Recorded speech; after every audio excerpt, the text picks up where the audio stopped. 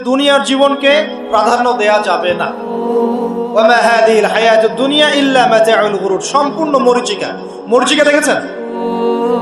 দুনিয়ার জীবন যে কি জিনিস, যারা আল্লাহর পথে পরীক্ষার সম্মুখীন হয়েছে ওরা জানে। মানে কিচ্ছু না, মানে মুহূর্তে আল্লাহ পাক ইহকাল পরকালের ফয়সালা করে ফেলবে।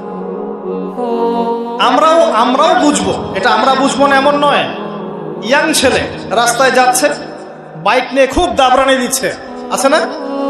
হঠাৎ অ্যাক্সিডেন্ট, ডেড, স্পট ডেড। এটা দুনিয়ার জীবনটা।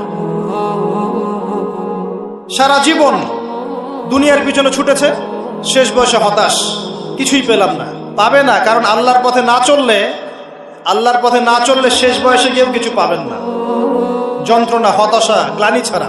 তখন দেখবেন আত্মহত্যা করে শেষ, ডেড।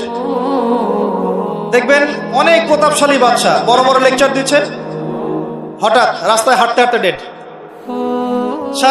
সারাদিন রাত জেনা করেছে, মদ খেয়েছে, জেনা ছড়িয়েছে সমাজে, নগ্নতা, অশ্লীলতা ছড়িয়েছে, ভাইরাস, মহামারী দিয়ে শেষ। দুনিয়ার জীবন কি জীবন! চোখের সামনে অহরহ এগুলো ঘটনা দেখছি আমরা। যাচ্ছে খুব সাদাল্লাদ করে, বর বিয়ে করতে যাচ্ছে।